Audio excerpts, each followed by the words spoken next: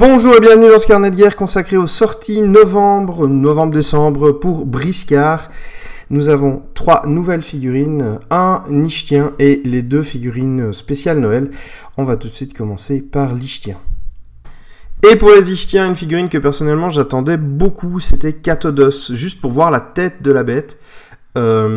Plus que parce qu'il m'intéressait au niveau stratégie, mais vraiment je trouve que la figurine rend très bien.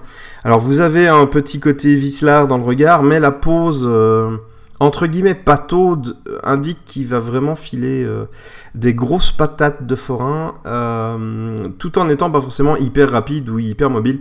Il va plutôt rester planté là et attendre gentiment que quelqu'un passe à sa portée pour lui mettre des coups. Figurine peinte et réalisée par Emmanuel Pontier. Donc un grand bravo pour avoir retranscrit ce merveilleux artwork en figurine. Catodos est une pièce que je pense peindre en baleine blanche, histoire de donner un petit côté Moby Dick à l'animal. Je pense que je ne suis pas le seul à penser ça. J'espère que vous avez prévu à Capitaine Acab, l'équipe de TGCM, plus tard, histoire de donner des scénarios rigolos entre la chasse à la baleine et le capitaine sur son navire. Enfin bref, je dis ça, je ne dis rien. On va passer au profil qui était connu parce qu'il était dans le livre de la saison 2, donc pas de surprise là-dessus si vous avez le bouquin, c'est le profil qui est dans le livre. Et donc profil qui reflète bien la grosse baleine que c'est, constite 9, dextérité 2, force 6, mental 2, agressivité 3, mouvement 4, 9 PA, 42 PV. On voit en regardant les PV qu'il a la compétence analgie, donc il s'en fout de prendre des dégâts. Au niveau de ses armes, alors il a un coup de front, ce que je trouve très rigolo. Constite dégâts, ça fait mal, oui, 9 dégâts, c'est pas léger. En cas de réussite critique, la cible perd 1 en constite jusqu'à la fin de son activation suivante. Au niveau de sa botte, c'est écrasement, grosso modo, il se jette sur sa victime. 4 PA, F plus C dégâts, ça fait très très mal. Catodos et sa victime se retrouvent au sol lors de l'écrasement. La défense s'effectue avec un malus de 2 si la cible n'est pas imposante. Au niveau des compétences spéciales, on avait déjà vu analgie et créature aquatique, ce qui est logique pour une baleine. Donc, que dire de ce colosse? Eh ben, c'est un pilier indestructible, je dirais. C'est vraiment une bestiole que vous allez la poser sur la table de jeu, votre adversaire va se dire « Putain, comment je vais faire pour le dézinguer ?» C'est très endurant. Pour 198 pièces d'or, pour le dézinguer, à mon avis, il faut que vous mettiez au moins le double dessus, parce que c'est très dur de dézinguer une figurine avec une constite de 9. 9 en constitution, c'est incroyablement fort. Ça l'immunise, entre guillemets, virtuellement donc, à pas mal de briscards qui ont une force de 4 ou qui ont une dextérité de 4 si on lui tire dessus. C'est vraiment quelque chose de puissant. Ça va se jouer au dé au moment où vous allez attaquer en fait. Et je pense que sa grosse constite va faire en sorte qu'il va être entre guillemets boudé par les briscards qui n'ont pas assez de force, ou alors on tente le tout pour le tout et on se dit bon c'est au jet de dé que ça se joue, mais stratégiquement parlant je pense qu'il y a mieux à faire que de fermer les yeux et de jeter un dé en espérant que ça passe. C'est vraiment une pièce. Sa dextérité 2 compense le fait qu'il a une grosse constite, mais pour les esquives, voilà.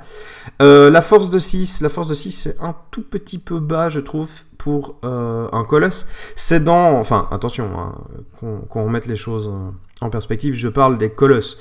Donc une force de 6 pour le briscard moyen, c'est énorme. Une force de 6 pour un colosse, c'est un tout petit peu en dessous de ce qui est fait dans la plupart des profils qu'on a déjà dans le livre de la saison 2.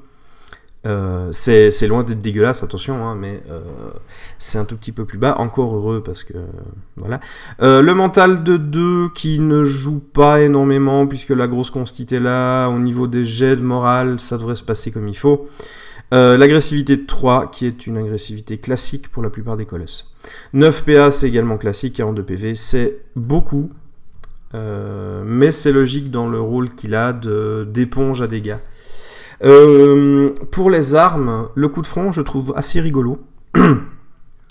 Constite dégâts, c'est loin d'être dégueu, hein, 9 dégâts, on va pas se priver.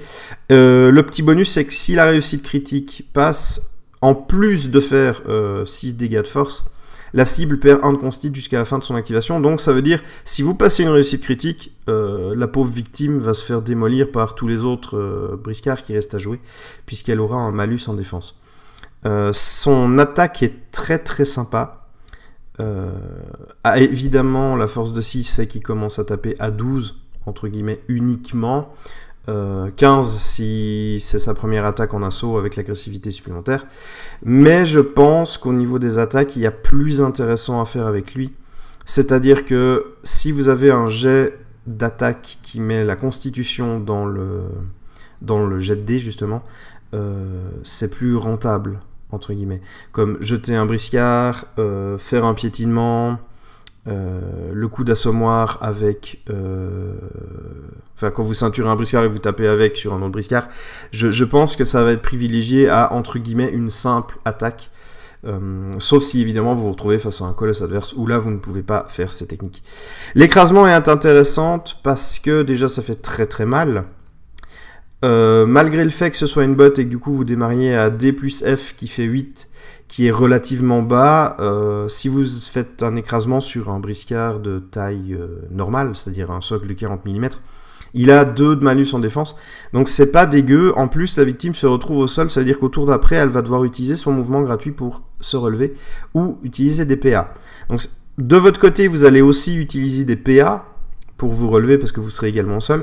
Seulement avec sa constite de 9, vous pouvez vous permettre de ne pas économiser autant de PA en défense que ce que vous auriez fait avec n'importe quelle autre figurine.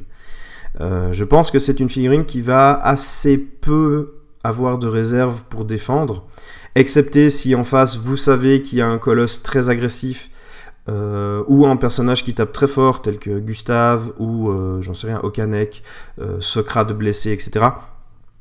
Et encore, même dans ce cas-là, suivant vos PV, vous pouvez vous permettre de ne pas défendre, enfin, de compter sur votre constite pour jeter un dé, et ça devrait faire le taf un certain nombre de fois. Ce qui est intéressant aussi au niveau de l'écrasement, c'est que, utilisant des PA adverses, pour qu'ils puissent se relever, vous allez aussi pouvoir avoir plus de liberté de mouvement, c'est-à-dire que, malgré le fait que ce soit un gros tasson, un très gros tasson, il va vous permettre de gérer un petit peu les déplacements adverses en faisant utiliser justement le mouvement gratuit, différents PA.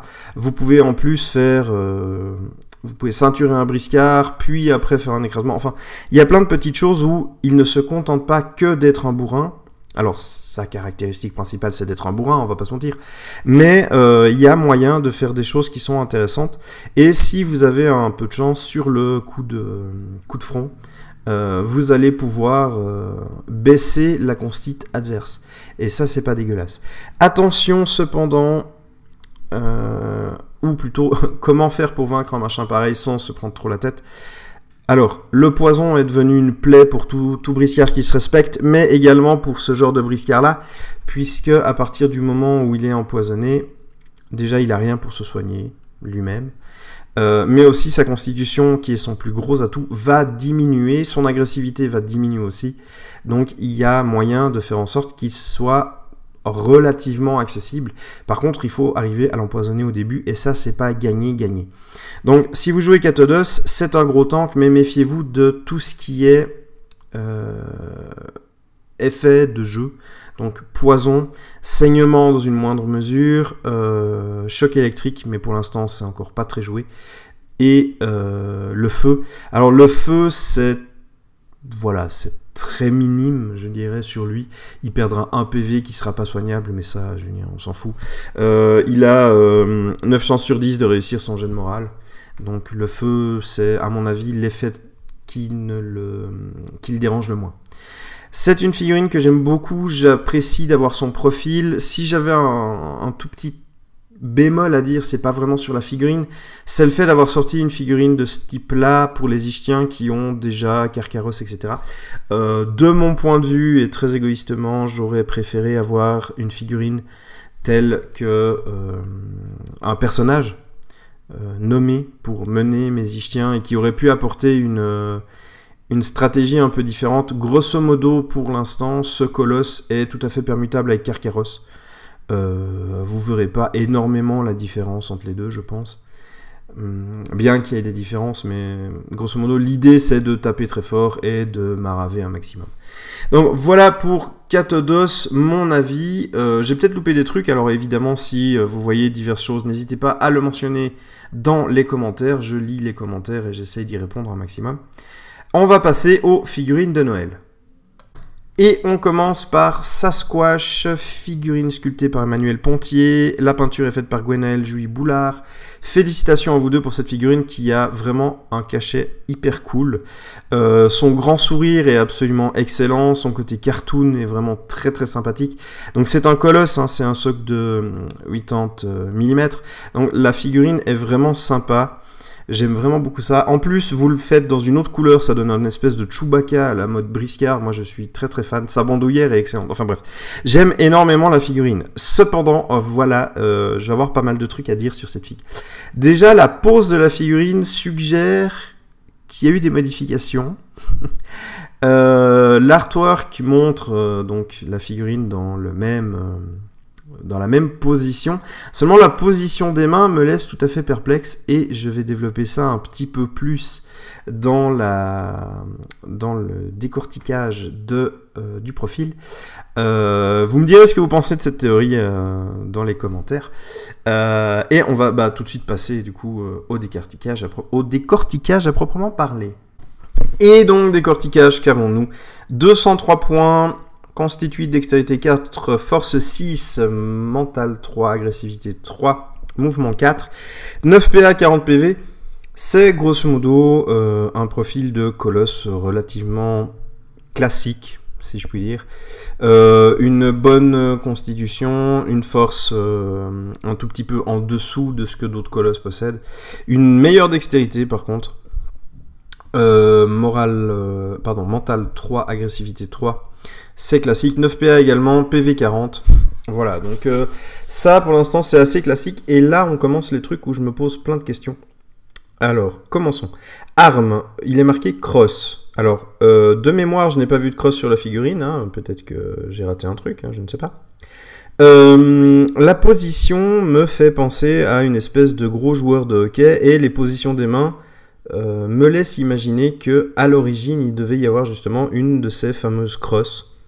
Moi je vois une crosse de hockey, hein, ça peut être autre chose, qu'il tiendrait à deux mains pour pouvoir justement body-checker un peu tout le monde. Et donc le coup de crosse, pour 3 PA avec allonge, justement c'est ça qui m'invite à dire qu'il y avait quelque chose de plus à l'origine sur la figurine. 1 des 10 puissant dégâts, la cible est repoussée en ligne droite d'autant de brasses que le dégât subi. Alors cette attaque est à la fois très cool et pas terrible. Elle est très cool parce qu'elle fait de gros dégâts, il y a beaucoup de risques de collision, et vous avez du coup la possibilité de bouleverser un peu la stratégie adverse en poussant ces briscards sur une distance qui peut aller jusqu'à 11 brasses. 11 brasses, c'est très très grand, et du coup, il y a la possibilité de faire vraiment beaucoup le ménage. Par contre, du point de vue de Sasquatch, c'est problématique puisqu'il ne va pas pouvoir enchaîner les coups. Ça veut dire que à chaque fois qu'il va taper, la figurine visée va se retrouver propulsée et il va devoir rebouger pour pouvoir lui remettre un coup.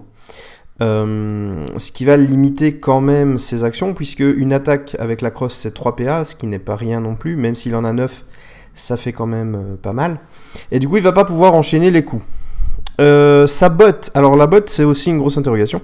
C'est une botte visiblement qui est une botte de tir, puisqu'il est marqué tir entre parenthèses, donc c'est Dex x2 pour la réaliser. Coup de crosse, 4 PA, D plus 10, enfin D plus D10.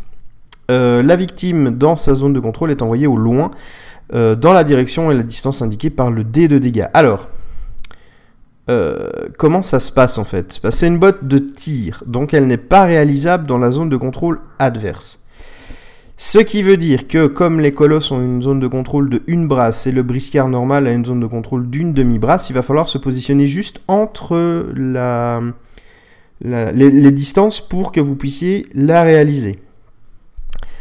Ça c'est comme ça que je vois la chose.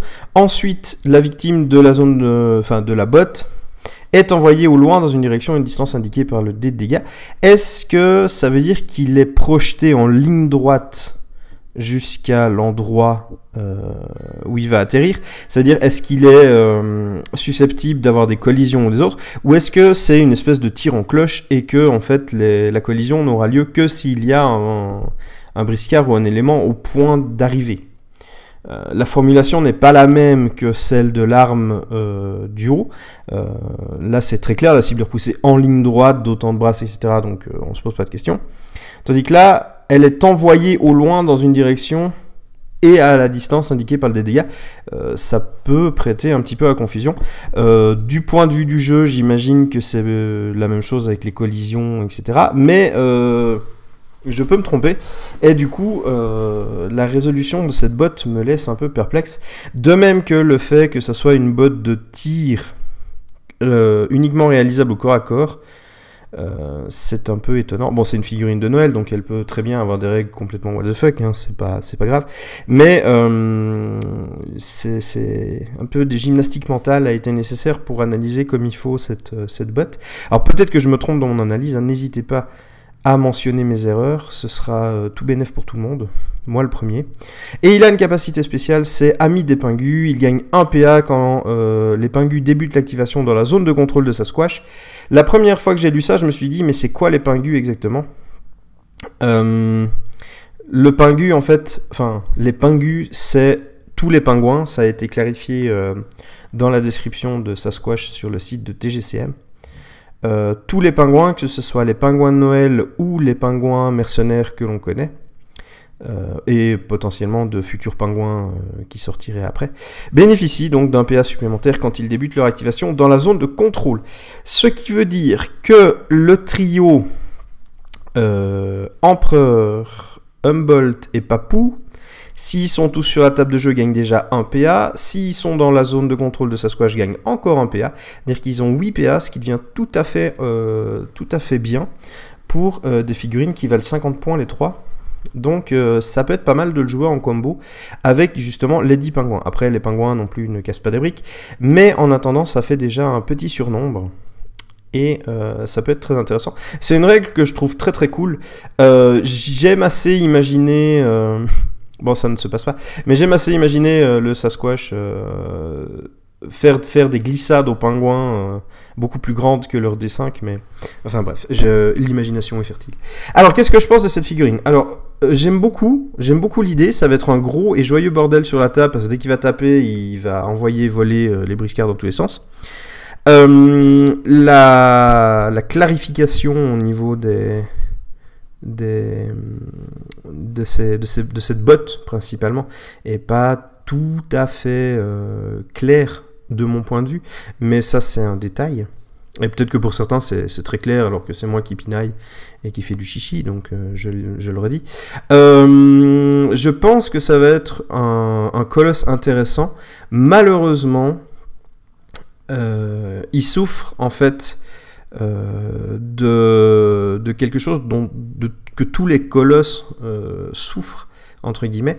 C'est-à-dire qu'à partir du moment où il se bat contre des briscards de 40, enfin sur des socles de 40 mm, je pense qu'il y a meilleur temps de faire des piétinements, de faire des lancers de briscards et de faire de ceinturer un briscard avec une main et de taper dessus avec l'autre main. Je pense qu'il y a meilleur temps de faire ça plutôt que d'utiliser les actions qui lui sont propres. Plus je fais la critique des colosses, plus je me dis que les actions qui sont écrites sur leur carte ne sont intéressantes dans la plupart des cas que lorsque vous affrontez un colosse adverse. Le coup de crosse sur un colosse adverse, c'est quelque chose de vraiment très très fort. Parce que vous allez pouvoir virer le colosse de son...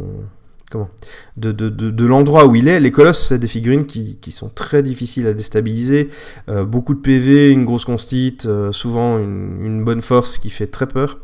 Et du coup, le fait d'avoir Sasquatch qui met un coup de crosse et qui vire le colosse à, je sais pas, 5-6 brasses de là où il est, stratégiquement, ça peut vraiment être très fort. Si on reprend l'exemple de Catodos juste avant, qui est une figurine compliquée à bouger, Si vous la posez quelque part, il y a peu de chances que vous puissiez facilement la déloger.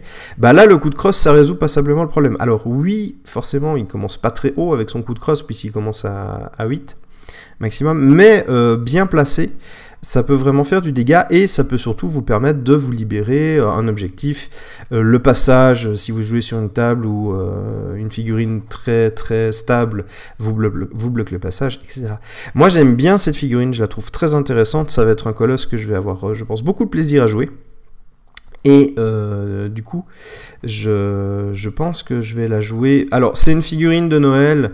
C'est un mercenaire qui visiblement est utilisable toute l'année parce qu'il n'y a pas, comme les autres figurines, de date dessus, comme pour Calibou et le Père Noël. C'est une figurine qu'on va pouvoir jouer toute l'année, même si elle fait très Noël, voilà.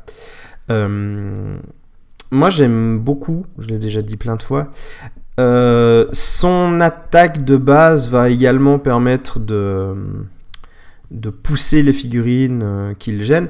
Là, le problème, c'est que comme c'est en ligne droite, ben, s'il y a collision, ça s'arrête. Et puis, du coup, enfin, si vous êtes en bord de table ou autre, aussi, ça s'arrête.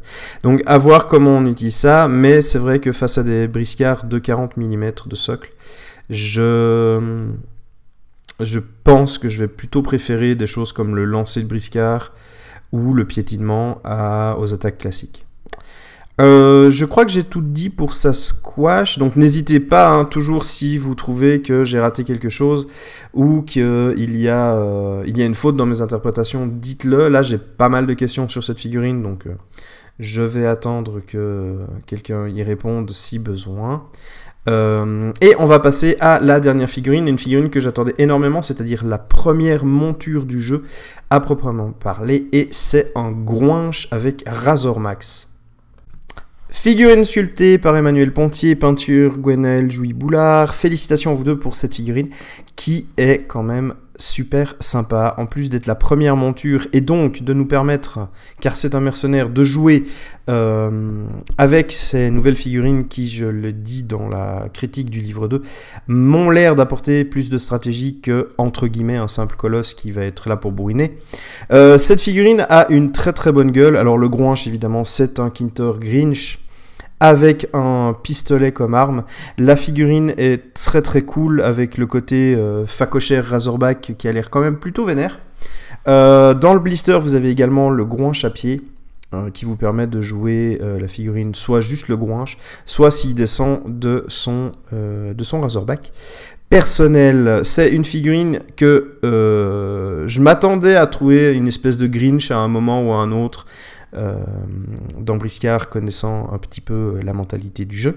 C'est une figurine que je trouve assez cool, même si je suis pas le plus grand fan du Grinch. Mais j'aime beaucoup l'idée et elle est superbement réalisée, ça donne vraiment pas envie de le croiser à Noël. Alors, je vais commencer par décrire en fait le Razormax pour pouvoir me concentrer après sur le Gouinch à proprement parler. Et donc Razormax qui possède le premier profil de monture avec un coup dont on peut essayer de deviner les coûts des autres montures. Razormax vaut 100 pièces d'or. J'imagine que la plupart des montures seront entre 80 et 120 pièces d'or, avec parfois quelques exceptions, mais globalement on a un peu cette idée de prix. Alors pour 100 pièces d'or, qu'est-ce qu'on a? Consti 6, dextérité 3, force 6, mental 2, agressivité 3, 5 de mouvement, 7 PA, 26 PV. C'est un petit peu ce qu'on peut trouver à peu de choses près chez les autres montures. Il n'y a pas grand chose qui change, à part quelques petits chiffres. Mais globalement, c'est pas mal. Une très bonne constitution qui se rajoute parfois à des jets de dés pour le cavalier, donc c'est très intéressant. Une excellente force qui va faire, du coup, qui tapera relativement fort.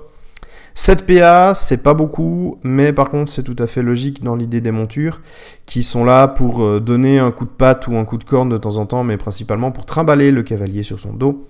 Une agressivité de 3, qui est une bonne agressivité, qui se rajoute à plusieurs jets, et qui du coup est très intéressante pour faire des piétinements ou des charges. Ça peut être vraiment le petit plus qui va vous permettre de blesser et de faire des dégâts supplémentaires. Au niveau des armes, justement, on a un coup de corne, 3 PA, et ça c'est cher pour une figurine qui n'a que 7 PA. 1 des 5 plus 2 dégâts, c'est pas énorme. Saignement. Je suis pas super convaincu que ça vaille la peine de taper si vous ne bénéficiez pas du bonus d'agressivité sur les dégâts. Si vous bénéficiez du bonus d'agressivité, vous faites 1 des 5 plus 5 dégâts. Là, ça vaut la peine. Sinon, le 1 des 5 plus 2 pour 3 PA, c'est cher payé par rapport à ce qu'il pourrait faire d'autres. Et du coup, je pense que la première attaque en assaut va être boostée, mais il n'y en aura qu'une seule. Parce que le reste, c'est si vraiment il vous reste des PA, pourquoi pas, mais je préférais les garder pour une défense, car la défense sur les montures est beaucoup plus importante que sur les colosses par exemple, puisque sur un tir, si vous faites une réussite critique, enfin si votre adversaire fait une réussite critique, votre cavalier est désarçonné, et ça pose problème dans plein de petites choses. Au niveau des capacités spéciales, inarrêtable, en frénésie, ajoute son agressivité à chacun de ses jets, c'est très fort. Cependant, la frénésie est une capacité à double tranchant, vous pouvez attaquer autant les ennemis que les alliés. À faire attention avec cette capacité-là. De plus, être en frénésie signifie ne plus avoir de cavalier sur son dos. Et donc, du coup...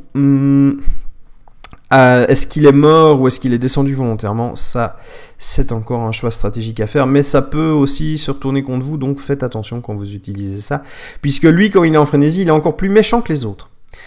Spécial il peut se déplacer de la moitié de son mouvement gratuitement après avoir mis hors de combat un adversaire. C'est une capacité que je trouve très forte, dans le sens où, au niveau de l'agressivité et au niveau de l'attaque, ça ne va pas forcément être particulièrement important. Cependant, je pense que c'est une technique qui va lui permettre de se repositionner pour après faire des charges ou un assaut, au tour d'après s'il n'est pas engagé, ou alors carrément pour se sortir d'un combat multiple, c'est-à-dire que s'il est à 3 contre 1, il est peut-être mal embarqué quand même, hein, parce qu'il n'a pas 9 de constit comme certains colosses. Et du coup, ça va permettre à lui et son cavalier de sortir du combat. C'est un mouvement qui est gratuit, donc du coup, quand vous bougez, vous n'avez pas à faire de jet de désengagement ni rien du tout. Vous pouvez très bien foutre le camp du combat que vous sentez un peu perdu d'avance, à condition d'avoir quand même mis le coup de corne pour tuer l'adversaire en question. Mais ça va vous permettre de vous sortir de situations, je pense, parfois un petit peu mal engagées. Ou alors si vous n'aviez pas vu, vous avez chargé une figurine et puis du coup vous avez dit merde, je suis hors d'objectif ou autre, ça va vous permettre de revenir un petit peu en arrière et de pouvoir reprendre le contrôle de l'objectif. C'est une capacité que je trouve très intéressante, c'est une capacité que j'aimerais voir sur d'autres figurines aussi. Je dois bien admettre que ça c'est une capacité que j'aime beaucoup dans beaucoup de jeux, il y a des capacités comme ça. Et je trouve toujours que c'est très intéressant d'avoir cette possibilité-là, après justement avoir mis un adversaire hors de combat, ou avoir fait une action particulière, de pouvoir rebouger après, ça permet d'avoir des stratégies sur le mouvement qui sont très intéressantes. Bien que le mouvement justement à Briscard est quelque chose de très dynamique, et les tables sont assez petites pour que ça n'interfère pas forcément dans les distances à proprement parler, mais dans le positionnement stratégique beaucoup. La dernière capacité, c'est Max. Il ne se laisse que monter et calmer par le groinche, ce qui est tout à fait logique dans l'idée du personnage. Que dire de cette première monture qu'on nous livre là? C'est une monture que j'aime bien le concept du gros Razorback, c'est quelque chose qui me parle bien. J'aime bien ses capacités, je trouve que le coup de corne est un tout petit peu cher. Son profil est très bon pour une monture ça va lui permettre de faire plein de petites choses tout à fait désagréables à ses adversaires. Il a assez de force pour être menaçant et assez de constit pour être résistant sans pour autant que ça soit exagéré. Pour 100 pièces d'or, moi je trouve que c'est une très très bonne monture. J'aime beaucoup, je pense que je vais pas mal la jouer même quand d'autres montures seront sorties. Après évidemment je n'ai pas testé les montures, donc je n'ai pas l'ensemble des possibilités en tête, et même si je les avais, je pourrais oublier des choses, donc n'hésitez pas à donner votre avis sur cette monture-là. C'est notre première monture. C'est un mercenaire également, donc du coup c'est bien parce qu'on va pouvoir les jouer avec toutes les bandes. J'espère les voir pas mal sur les tables de jeu parce que du coup ça nous permettra d'expérimenter plein de choses. On va passer au Groinche qui est cette espèce de Kintor vert vénère. Le Groinche pour 85 pièces d'or. On a un profil basique, j'entends 4. Rien de folichon, mais rien de désagréable non plus. 8 PA, 28 PV. Alors, ce qui est plutôt rigolo, en fait, c'est que le moral des deux figurines est identique. Donc, le Groinche a aussi peur que sa monture de se faire tuer quand il a les points de vie qui sont bas, ou quand il a un souci avec ses adversaires, comme la mort d'un allié, etc. Au niveau des armes du personnage, nous avons un tromblon uniquement, il n'y a rien d'autre. Tromblon, cadence 2, 1d5 plus 1 dégâts, portée 5-8 brasses. Alors, le tromblon, la première fois que j'ai vu ça, je me suis dit, mais c'est de la merde. Pourquoi est-ce qu'il a une monture s'il a qu'une arme de tir? En fait, en relisant bien les règles de monture avant de faire cette critique, une figurine ayant une arme à feu, quand il est sur une monture, peut tirer au corps à corps. Et ça, c'est très cool. Du coup, j'étais très content. Première chose. Ensuite, il est toujours considéré comme étant à 2 brasses de haut par rapport à une figurine qui se trouve sur le même niveau, enfin sur la même hauteur que lui. Du coup, il a les bonus pour tirer sur une figurine qui est en dessous de lui. Ça veut dire qu'il commence à 10 et plus à 8. Ce qui est encore mieux. Et comme il peut tirer au corps à corps, qu'il a une monture qui est plutôt robuste et que on va pas s'emmerder, on va quand même le foutre le plus près possible pour faire des dégâts, ça veut dire qu'il fera un D5 plus 2 dégâts à chaque fois qu'il va tirer. Je dirais qu'avec cette bonne stat de tir ainsi que les dégâts boostés, ça peut valoir la peine effectivement de consacrer des PA au tir et à la recharge le cas échéant. C'est assez intéressant à ce niveau-là d'avoir... son tromblon est assez intéressant, moi j'aime bien. Les portées 5-8 brasses, très sincèrement, à part en début de partie, ou alors parce qu'il n'a pas envie de claquer un mouvement pour bouger, je pense que la plupart du temps ça va être tiré au corps à corps tant qu'il est sur Razor Max. S'il descend de Razor Max, il ne pourra plus tirer au corps à corps. Au niveau de sa botte, c'est une botte de tir à bout portant, dégâts 1, D5 plus 1 dégâts, le Groinche peut tirer au corps à corps. C'est une botte de tir qui n'a pas de distance, donc déjà c'est bizarre. En même temps ça s'appelle à bout portant, c'est pour justement tirer au corps à corps. Je trouve que cette botte, alors malgré le fait que ça lui permette justement d'avoir une arme de corps à corps, entre guillemets, et pas juste de devoir filer des coups de pied, des coups de boule, c'est intéressant, mais je trouve dommage que cette botte n'ait pas un petit plus. Mais vraiment un petit truc en plus qui lui donnerait un peu de cachet. Je sais pas. À bout portant, j'aurais vu vidage de barillet, vous utilisez les 2 balles, il fait 2d5 plus de dégâts ou un truc. Enfin, je sais pas, je trouve qu'elle manque de saveur. C'est ça. Au niveau des spéciales du personnage, lorsque le Groinche tente de désarçonner, l'adversaire n'ajoute pas la constite de sa monture à la défense. Et ça peut être très très fort. Puisque quand vous essayez de désarçonner quelqu'un qui est sur une monture, eh bien le cavalier rajoute la constite de la monture à sa propre défense, ce qui veut dire que c'est très difficile de désarçonner un cavalier, mais lui il s'en fout, et ça va être très fort en combat de monture. Alors évidemment, si en face il n'y a pas de monture, c'est une capacité perdue, mais en attendant, ça va être un vrai fléau, puisque une fois que le cavalier n'est plus sur sa monture, il perd plusieurs bonus, et surtout, la monture a un jet de morale à faire pour éviter de passer en frénésie et d'attaquer n'importe qui, ce qui peut être plutôt vicelard dans le cas du Groinche, puisque si on le met sur Razor Max, il pourrait, imaginons, arriver au contact d'une monture, tenter de désarçonner le personnage, réussir, on va partir du principe qu'il réussit, parce que sinon ça n'a pas d'intérêt, réussir à désarçonner son adversaire, et ensuite mettre un coup de corne quelque part, pour justement essayer de tuer le dit personnage, pour après avoir son mouvement gratuit grâce à Razor Max, pour s'éloigner de la monture qui va peut-être partir en frénésie et attaquer du coup les briscards qui étaient à l'origine alliés avec la monture. Ça peut être intéressant.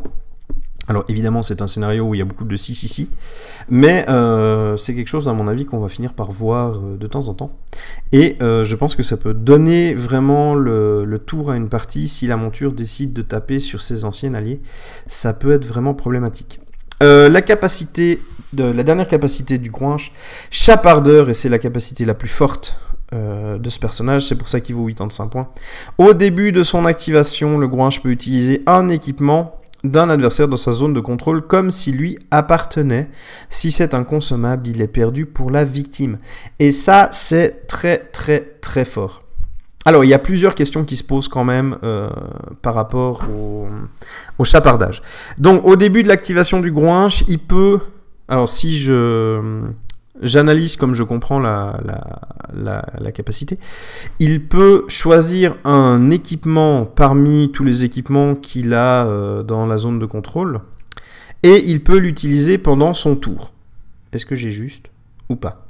Ça veut dire que si vous voulez vraiment emmerder vos adversaires, vous pouvez leur piquer les potions, vous pouvez leur piquer les poupées vaudou, les gris-gris, vous pouvez vraiment tout leur piquer et du coup ça va juste devenir absolument impossible il va devenir hyper chiant pour votre adversaire. De même que, est-ce qu'il peut utiliser une arme ? C'est-à-dire que si par exemple je rajoute une arme sur un personnage, je pense qu'on peut considérer qu'il en prend possession entre guillemets, comme s'il l'avait.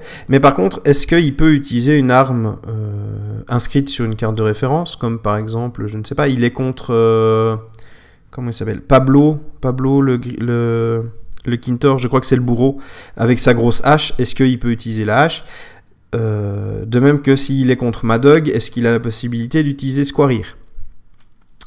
D'après ce qui est marqué, ça devrait être le cas. Je ne sais pas s'il y a une contre-indication à ça.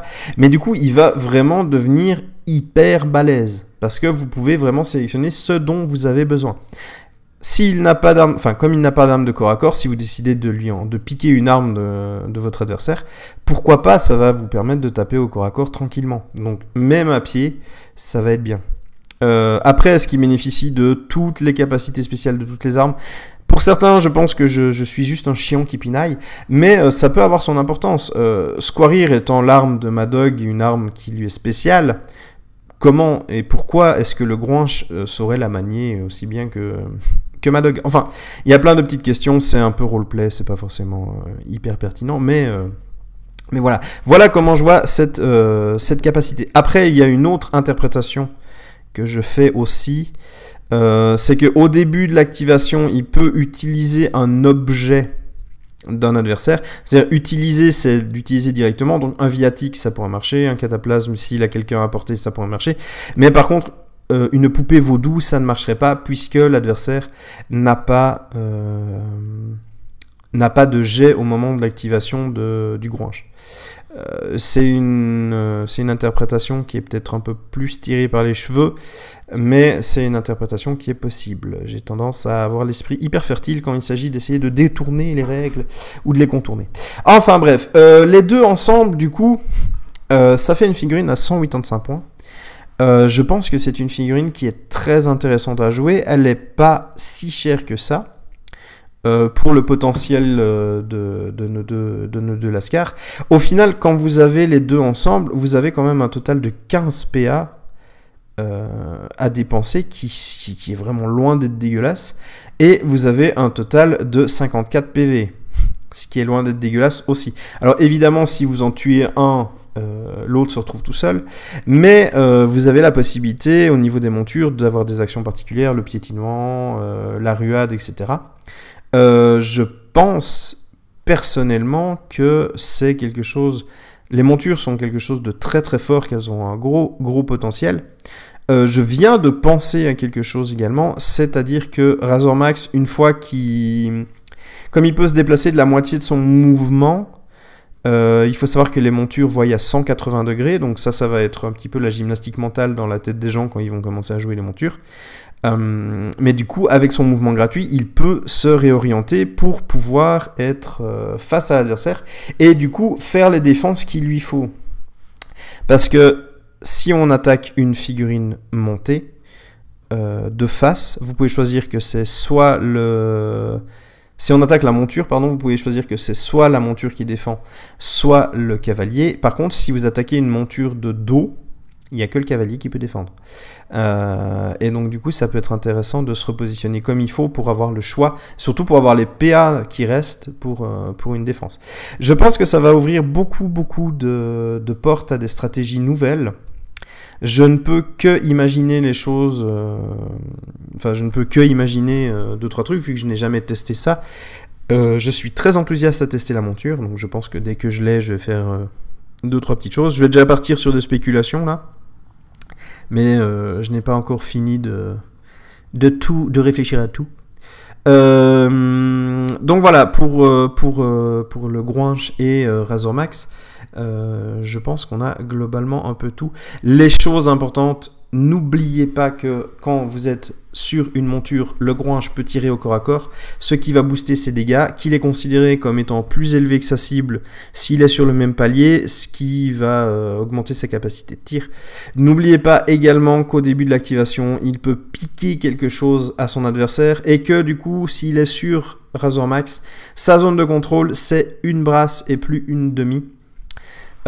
Ça va vraiment être un chiant. Sur la table de jeu, je pense qu'il va vraiment faire chier beaucoup de monde.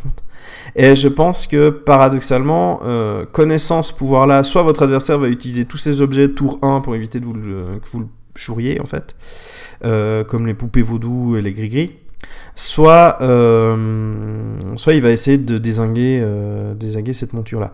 Le problème que possèdent les montures, c'est que à chaque fois que vous faites une réussite critique au tir contre une figurine montée, vous le désarçonnez.